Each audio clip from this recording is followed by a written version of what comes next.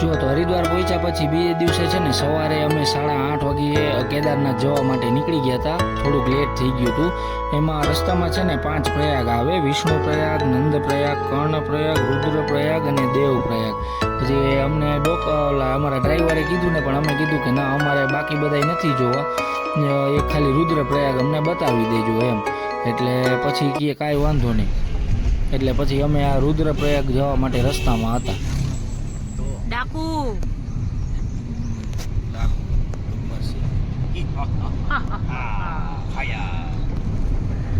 થોડી વાર પેલા બધે ફાયર થઈ ગયા સંકેતભાઈ હોતે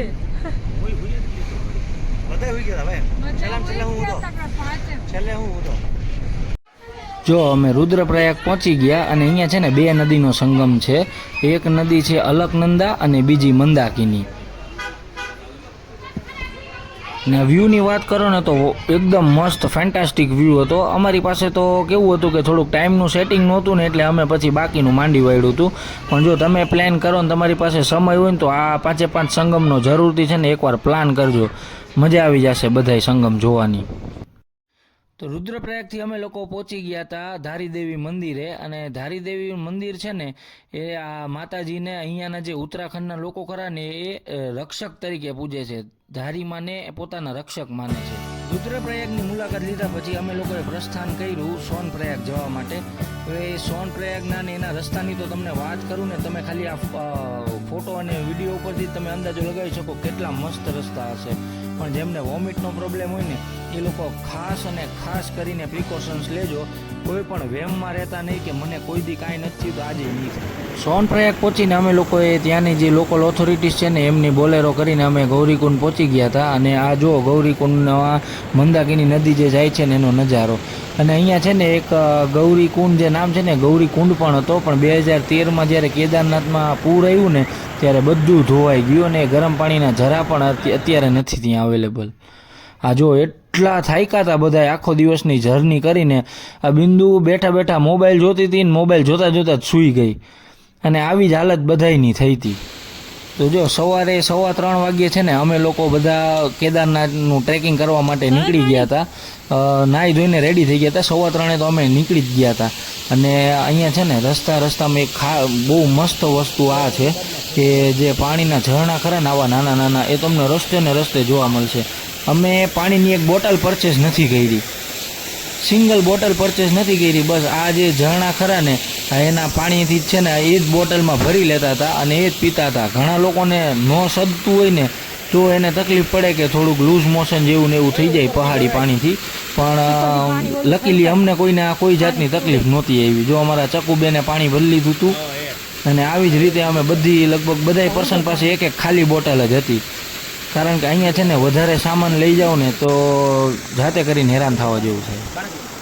ને 5 કિલોમીટર જેવું ટ્રેક અમે કર્યા હશે ને ત્યારે પછી મારીને ભાવિનની તો હિંમત તૂટી ગઈ. એટલે અમે તો નક્કી કર્યું કે આપણે હવે છે ને ઘોડો કરીને આપણે એમાં નીકળી જવું છે. આ લોકો ભલે ચાલીને આવવું હોય તો આવે.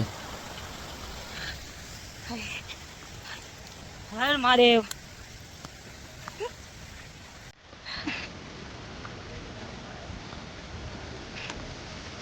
અને એક ખાસ વાત તમને લોકોને જણાવું કે ગમે ત્યારે ટ્રેકિંગ કરીને નીકળવું હોય તો જેટલા વહેલા નીકળશો ને એટલા તમે બેનિફિટમાં રહેશો. કારણ કે જેમ દિવસ ઉગતો જશે ને એમ પછી સામે ઘોડાવાળા એટલા આવતા જશે અને ચાલવાની જગ્યા નથી રહેતી. અમારે રિટર્નમાં આ વસ્તુ થઈ હતી. કારણ કે અમે તો ઘોડા ઉપર હતા, પણ બાકીના જે લોકો ચાલીને આવતા હતા ને એ લોકો બહુ હેરાન થતા હતા ઘોડાના લીધે. એટલે એ એક વસ્તુ ખાસ ધ્યાનમાં રાખવી.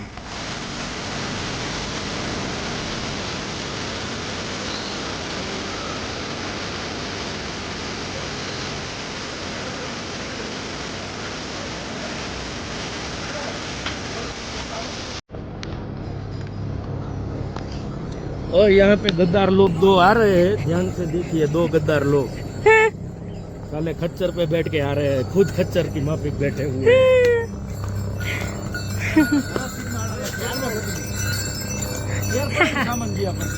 તમે ગયા પછી ઘણો ફેર બીજું કાંઈ નથી.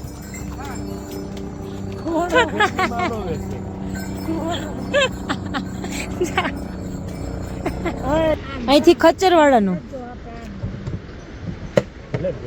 Hi. કેવો એક્સપિરિયન્સ છે? જવાય કે ન જવાય ટ્રેકિંગ? જિંદગીમાં એક વખત જરૂર આવવું જોઈએ આ જગ્યાએ. જવાય ચકુ? જિંદગી નકામી હે. જન્નત છે ને? ઉપર બતાવો. આ જોઈ લીધું પછી મોત આવે ઈ જાજુ થઈ ગયું. બીજી એક છે ને વસ્તુ એક ધ્યાનમાં રાખવા જેવી એવી વાત છે કે તમે ગમે ત્યારે કેદારનાથ જાઓ ને તો છે ને તે કપૂર અને લવિંગની નાની નાની પોટલી બનાવીને રાખવાની અને ટાઈમે ટાઈમે એને સૂંઘતું રહેવાનું, જેથી કરીને છે ને હાફ ન ચડે, નહીં તો હાફ બહુ ચડશે. હાય કેદારનાથ કપૂર. બીજી એક વસ્તુ એવી ધ્યાનમાં રાખજો કે ગમે ત્યારે ઘોડો ભાડે કરો ને તો ત્યારે પહેલાં ચોખવટ કરી દેવાની કે ભાઈ અમે ઘોડાના ખાવાના પૈસા કે તારા ખાવાના પૈસા અમે નહીં આપીએ. કારણ કે છે ને એ લોકો પાછળથી જ્યારે પોતાના ખાવાના ને એનું બિલ આપવાની વારી આવે ને તો બહુ લાંબુ ટૂંકું બિલ આવે છે. એમાં અમારા ઉપર વીતી ગઈ આ વખતે અમે ગયા હતા ને ત્યારે, એટલે તમે જો જાઓ ને કરો ને તો ધ્યાન રાખજો ખાસ. भैया घोड़े का नाम क्या है? ये आगे वाली ठीक से बताओ ना, ठीक से. અને છે ને આ ઉત્તરાખંડ ગવર્મેન્ટના સર્વિસ બહુ જ ગઈ. 30 સેકન્ડથી 50 સેકન્ડની અંદર હેલિકોપ્ટર આવે અને પાછું ઉપડી જાય પેસેન્જરને લઈને. માંડ કદાચ 40 સેકન્ડ ઊભું રહેતું હોય તો ઊભું રહેતું, એટલી ફાસ્ટ સર્વિસ છે આ લોકોની હેલિકોપ્ટર બાબતે. ફાઇનલી અમે લોકો પહોંચી ગયા કેદારનાથ. જો અમે આ GMVN કરીને છે, ગઢવાલ મંડળ વિકાસ નિગમ કરીને, ત્યાં અમે એ લોકોના ટેન્ટમાં રોકાણ હતા અને આ રીતના ટેન્ટની લાઈન હોય. બહુ જ મસ્ત ટેન્ટ હોય છે આ લોકોના. શું છે કેવું રેન્ટનું? રેન્ટ આનું 600 રૂપિયા પર પર્સન? પર પર્સન. 1000 કીધા હતા, 600 આવી. અને જમવાના અલગ 1250 રૂપિયાની કૂપન કીધી. એમાંય કીધું કે હું સેટ કરી દઈશ તમને, તમે કૂપન લેવા આવો ને ત્યારે કંઈક તમને ઓછું કરી દઈશ. એટલે હજી એ બીજા 100-150 રૂપિયા 200 રૂપિયા બીજા ઓછા કરી દઈશ. Okay done. અત્યારે ક્યાં જવાનું છે? કેદારનાથ મંદિર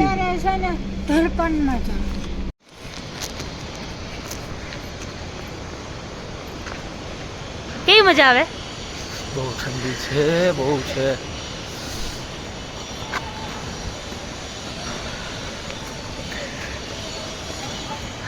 જો ભાઈ આવતા હોય ને તો ઓઢવાનું જેટલું તમારી ઘરવાળી કહે ને કે આટલું લઈ જાય તો લઈ લેવાનું, ના પાડતા નહીં. હાલત ખરાબ થઈ જશે બહુ. હજી તો રાત નથી પડી. રાત પડતા પડતા ટેમ્પરેચર માઇનસમાં જવાનું છે. 4 ને 10 થઈ છે. 0 ડિગ્રી હોય ને એવું ફીલ કરાવે છે ટેમ્પરેચર. રાત પડતા પડતા માઇનસમાં જવાનું છે.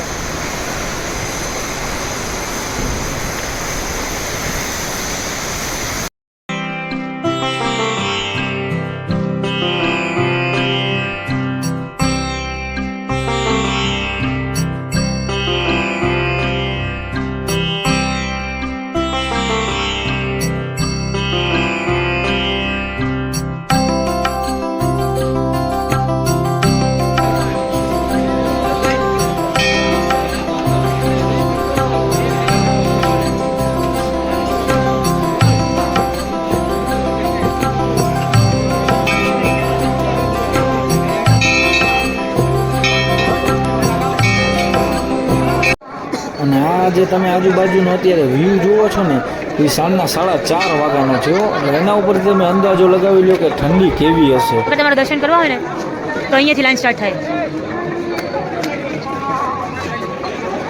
અત્યારે લાઈન છે બટ વારો આવી જાય, દર્શન થઈ જાય. અને આ એ ભીમશિલા છે કે જેણે 2013માં જ્યારે જબરું પૂર આવ્યું હતું ને ત્યારે કેદારનાથ મંદિરની રક્ષા કરી હતી. તમારે ગમે ત્યારે કેદારનાથ આવવાનું થાય ને તો નાઇટ સ્ટે જરૂરથી કરજો, જો પોસિબલ હોય ને તો. ખાલી વ્યૂ જોવો એનો, બહુ જ મસ્ત વ્યૂ હોય છે. અને છે ને આ રહ્યો જો અમે ટેન્ટમાં રોકાણા હતા, રાતની એટલી ઠંડી હતી ને કે આ રીતની અમારી બધી હેલો કરજો.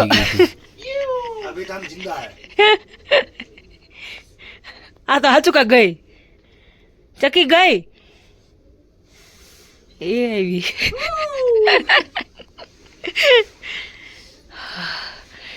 બહુ ઠંડી છે બાપા. માઇનસમાં છે ને 2 ડિગ્રી ટેમ્પરેચર.